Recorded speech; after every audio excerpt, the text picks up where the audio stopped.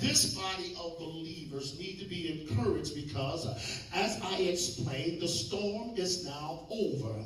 But I stopped by to tell you that it is the aftermath that we are dealing with on today. Our church is going to rebuild, but you must understand that you have to lay a solid foundation. In order to build a building, the first thing you put in, Vicki, you got to put the foundation in, because you got to have something to stand on when all else fails. Can we say amen? Luckily, we had built the foundation upon Jesus Christ. Can we say amen? In the midst of the storm going on, the house may blow down, but the foundation is still standing. Can anybody shout amen? Amen. It is the foundation that's yet still standing. If you will, just for a few minutes, go into the book of Romans. Romans, very familiar passage of scripture on today. Go to Romans, the 8th chapter, if you will. Romans 8. Romans 8. Romans 8. Can we say amen? Amen. Can we say amen again? If you all would stand for the reading of the word of God. Amen. Romans chapter 8.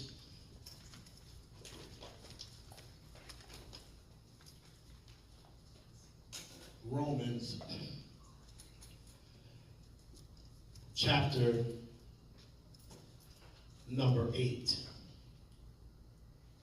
Beginning reading at verse number 28 through 31. The Lord just wants to encourage you on today. Lady Barbara, would you give me that green mic, please? The Lord just wants to encourage you on today. Can we say amen? Amen. It is this God that in Romans, the 8th chapter, beginning at verse number 28. And the word of God reads, and we know that all things, let the church say all things, are working together for the good, to them that love God, and to them who are the called according not to your purpose, but his purpose.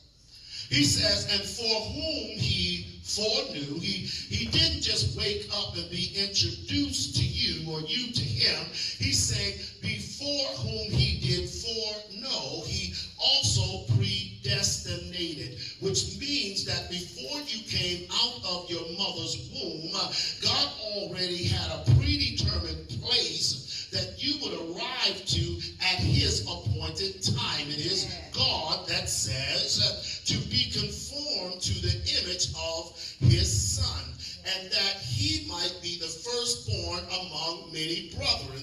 Yes, Jesus himself is our elder brother, but he's also our Lord and Savior. He's also the sacrificial lamb that has been slain before the foundations of the world. He is also that balm in Gilead. He is also the rose of Sharon, the lily in every valley. He is also the bright and morning star. He is our elder brother. And then it goes on to say that moreover whom he predestinated had a form, watch this, he had a form of you in his mind when he predestinated you to arrive at a destination, and to them he also called. So not only did he place you in this thing and start you on your journey, but he's at the finish line calling your name. Oh, y'all missed that. It is God that is moving in your life. When hell breaks loose, he leads you around the pitfalls, and when it's good, he's pushing you forward. But it is God that called you out of darkness into his marvelous light, and to whom he called, he also justified. He said, well, I justified them on a hill called Calvary, because my blood washed them whiter than snow. He said, in whom I justified, to them I also glorified. How did he glorify you? Because he made you in the image of God. He says, what shall we then say to these that if God be for us, who, what witch, what soothsayer, what liar, what backbiter, what hater can be against us? What liar? Y'all don't hear what I'm saying. But it says that if God be for us, who can be against us? Father God, in the name of Jesus, we give you all the glory, the honor, and praise for who you are. Your word is already blessed. And for that, God, we say thank you. We say thank you, God, for your word. We say thank you for your healing, for your deliverance, God. We say thank you for whatever you're doing in our lives. Father, we don't understand everything you're doing, but we trust that you have our best interests at heart. And for that, God, we say thank you. Now, God, bless this word, God, that it don't fall upon deaf ears, but that every ear will be open to hear what the Spirit of the Lord is saying unto this body of believers. Now, have your way as only you can in Jesus' name. And the church said, amen. Well, on today, if I could use for a few minutes a subject just to encourage your hearts, I would like to tell y'all on today, baby, it's all good. It doesn't matter what it looks like, what it feels like, what it sounds like, what they said it would or it wouldn't be, and what would come to pass and what would not come to pass. You better understand that God said is working for your good. The good, the bad, and the ugly. It doesn't matter what they did to you, how you got here. It doesn't matter if you were an incest child, a rape child, if you was a bad mistake and you didn't like who you were. You better understand, baby, that it's all working together for your good. He didn't say it was going to taste good. He didn't say it was going to always feel good.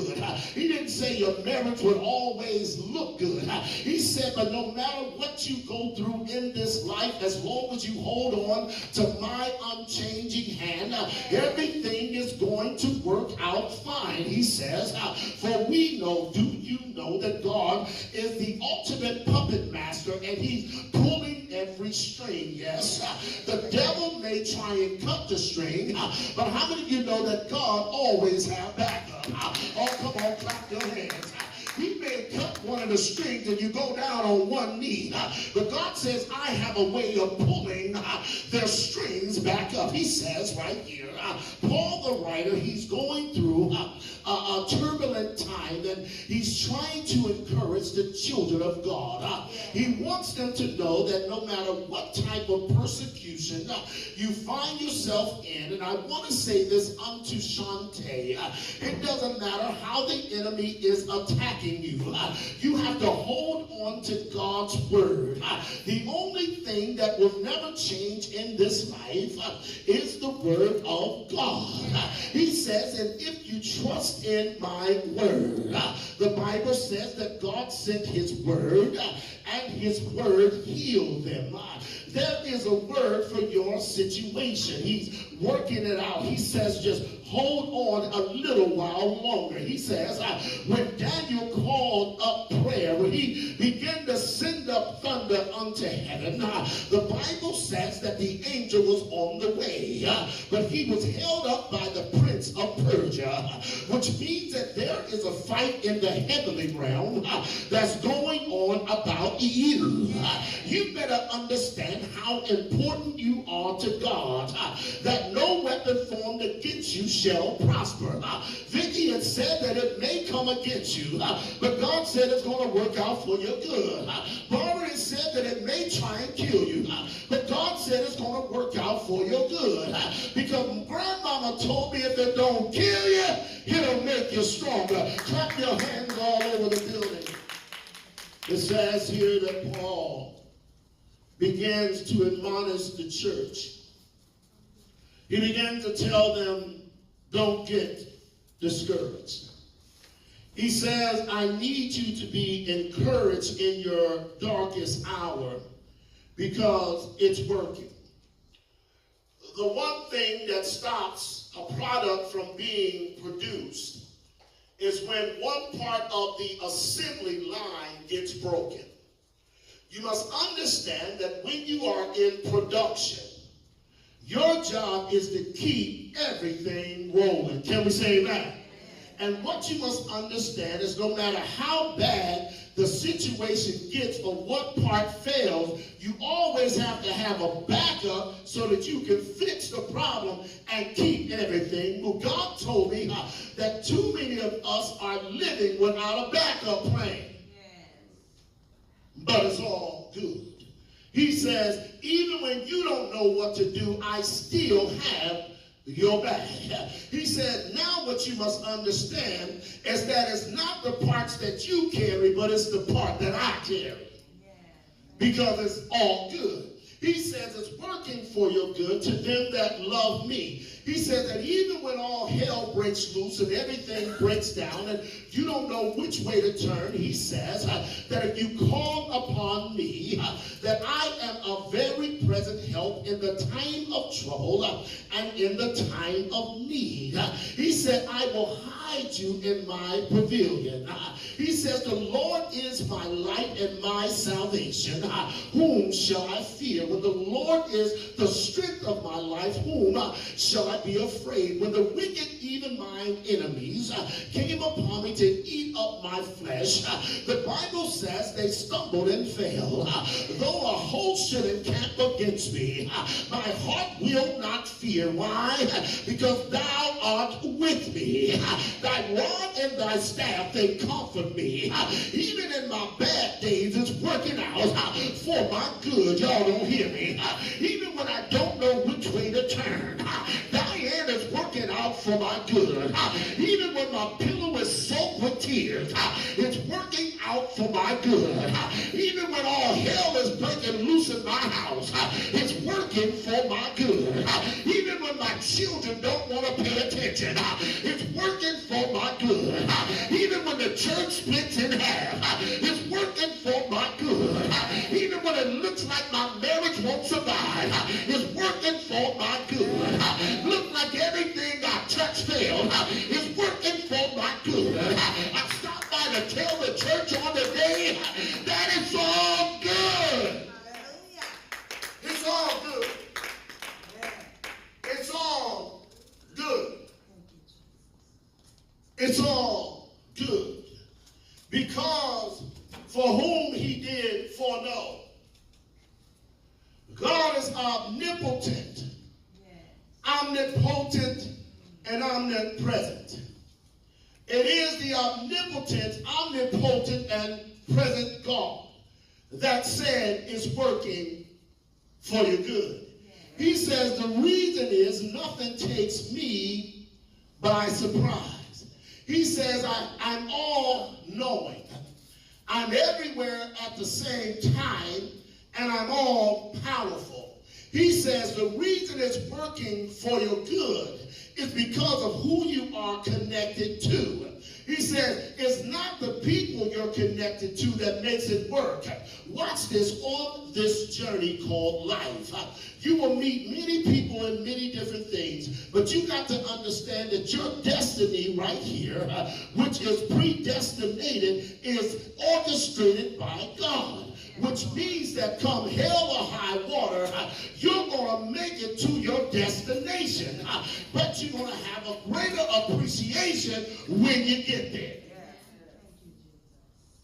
Nothing is worse than doing something for one of your children that you worked hard for and they don't know the value in what it took to get it. I'll never forget, we told our children that the first one graduated would get the car. We had an extra car, and we said the first one graduates, just get the car. Needless to say, that a week before they graduated, they lost their mind. And so, the moral of that is, the Lord said, you got to make them work for what they get, because had you given them that, they wouldn't have had an appreciation for it. Now watch this. You can buy them kids them $300 gym shoes if you want to, They're going to wear them like they came from Walmart. Can we say amen? And so we find here that it says that no matter where you're going in life, your destination is predetermined. You didn't just wake up today and say, you know, I'm going to church. Because something could have happened to you last night. Y'all don't hear what I'm saying? But it's working for your good. You could have got in the car on the way to church and something could have happened on the way to church. But it's all good. He says because your destination has already been put where I need it to be. He says, and the reason is that you are being conformed to the image of the Son. Now watch this. I got to teach you this. The way that you look like the image of God is by going through your test, your trial, and your tribulation. You can't look like Jesus if you can't take a beating like Jesus. Oh, y'all missed that. Y'all missed that. Everybody wants the glory of God, but nobody wants the suffering of God. Say, preach, Pastor. The problem with this is, the more you look like God, the uglier you become in the spirit realm. Watch this, watch this. Because Jesus was whipped with a cat of 9 tails. Jesus wore a crown with approximately 72 thorns. And Jesus had to carry the patibulum of the cross, which weighed about 45 to 60 pounds, up a hill called Calvary. And even Jesus needed help because he was suffering from anaphylactic shock, a lack of blood, no food, no what. Y'all better hear what I'm saying. Amen. On top of that, they take him and they nail him between the radius and corpus bones of his wrist, the metatarsal spaces of his feet, and they lay him down on a contaminated, old rugged cross. Not for him, but for you. When you are being conformed into the image of God, looks like everything is coming against you. Everybody you thought was in your corner and walked away. Every door you try and walk in, closed in your face. Everybody you call don't want to answer the phone because y'all know we got caller ID now. So when you need them, you can't get them, but when they call you, you always there. Y'all better hear what I'm saying? But to be conformed to the image of God means to learn how to suffer like God. And even though he suffered, he never said nothing wrong. Why is it when we begin to suffer, we use a whole lot of them 4-letter words that ain't cook and bake? Trying to figure out what is going on. But Jesus says it like this. He says, forgive them, Father, for they know not. Watch this. If you are going to be conformed into the image of God, you got to let folks do what they do and still say, Lord, forgive them. Because if they really knew that I was a child of God, it says, touch not my anointed and do my prophet no harm. Because all you got to do is stay predestinated. Because God will take care of you. Watch this. And he will fight your every battle. The reason God ain't fight for us, because every time he gets ready to fight and step in front of us, we go around God doing our own thing. Working our neck and our back all out of shape. When God says, I'm conforming you to the image of Jesus. See, that painting you see on the wall all pretty of a figure of a man ain't the way that he looked after Pilate's court.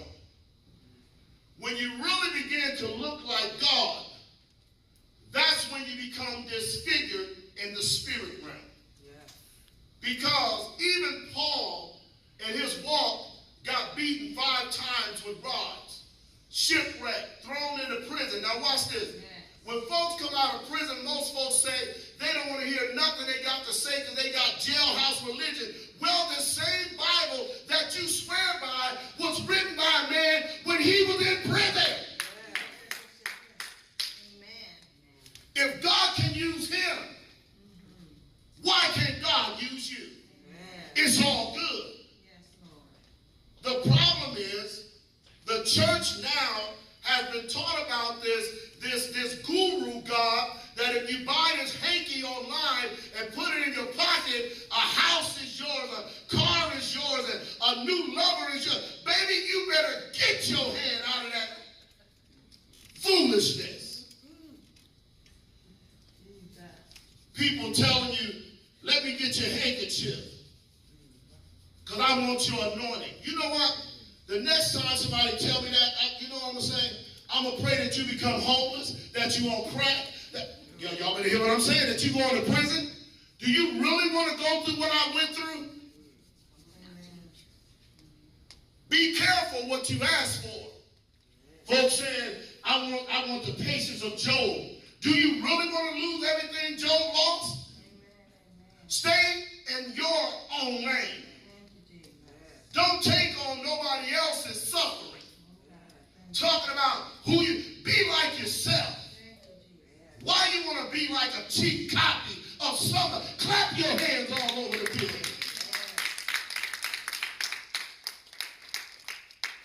I love the great preachers, Jake Smith and all that, but I don't want to be T.D. Jakes. I'm the best Donald Helire this world has ever produced. I'm almost done. But it says that you're going to be conformed into the image of the Son. It says, but moreover, whom he did predestinate, them he also called. And whom he called, he justified. Now watch this. The justification ain't in the way you live. It's in what he gives. See, you can't justify yourself in your best day. But it's because of what Christ did on the cross at Calvary that justified us in front of God.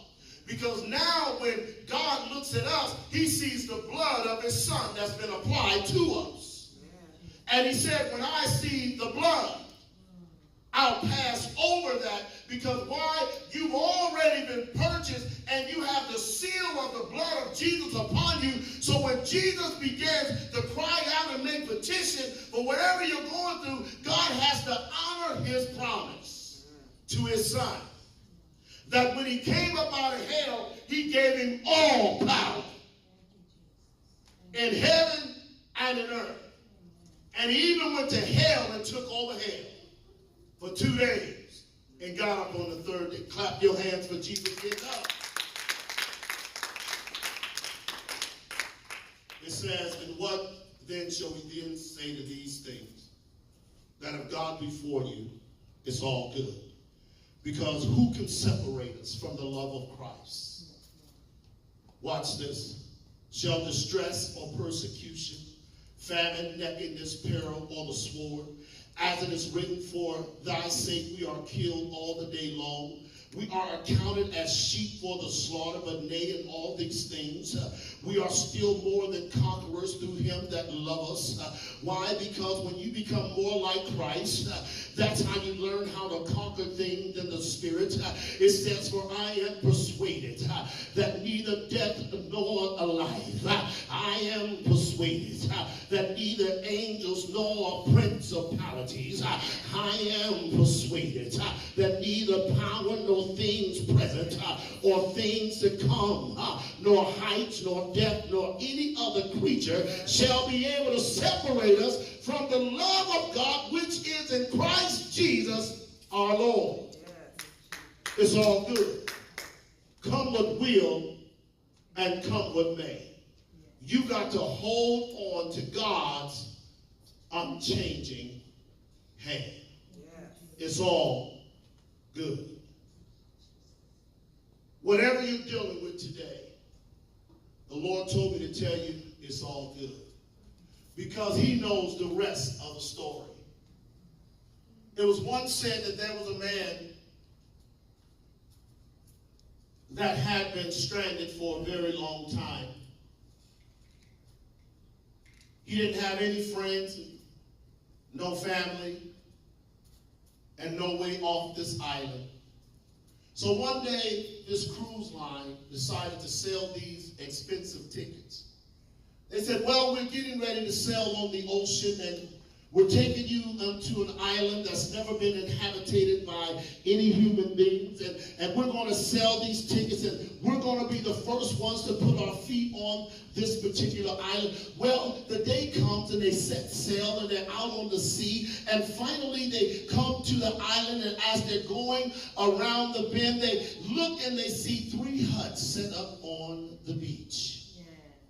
As they're looking out, they begin to murmur and complain, and they begin to tell the captain, well, you lied unto us. You sold us tickets with false pretenses. It said we spent all that money to be the first humans to set foot on that island, but yet we see 3 huts setting up there. Well, the captain says, I'm getting ready to send some men on the island. Well, he put some men in a boat, and they rowed to the island, and when they get there, they find the man that had been stranded there for 30 years. He was there all by himself, and he was there praying that God would send a rescue for him. He says, after the first week, I was discouraged. After the first month, I was discouraged. After the first year, I was discouraged. 20 years went by, I was discouraged. 30 years came, and I was discouraged. But God always answers. Oh, y'all don't hear me. He may not come when you want him, but he's always on time. They went there and said, well, you know, we just came to this island, and we brought all of these people, and we're going to take you off the island, and we're going to take you back home. Yeah. Well, they take the man back to the ship, and the captain comes to him privately after he gets cleaned up and said, hey, I got a question for you. He says, were there anybody else on the island with you? The man says, no. The captain says, well, I have a problem with that because there were 3 huts on the island, and you're one man, and we know that you didn't live in 3 huts.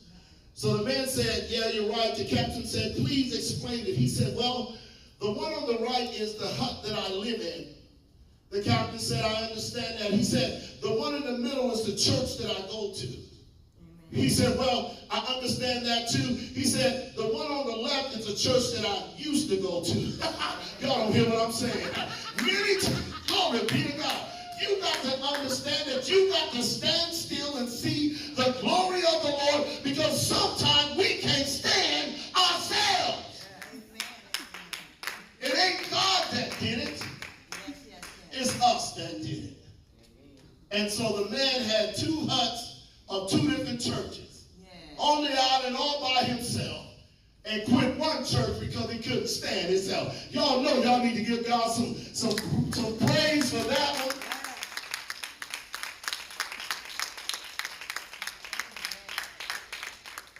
Because a lot of times we want to blame everyone else for what's going on inside of us.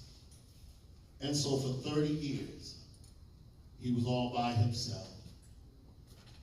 But the church he used to go to, he quit and built a whole nother church, but he still had to deal with himself. Amen. So I stopped by to tell you on today that it may not look like you want it to look. You may not feel like you want to feel. Things may not sound like you want them to hear. But stand still and see the salvation of the Lord. Because he said all things are working together for your good. Clap your hands all over the Lord. Amen. If it's you on today and you heard enough and you decided that this may be the place that you want to worship and join and become a part of an awesome ministry that's getting ready to take Fort Wayne by storm. Can anybody in the house shout hallelujah?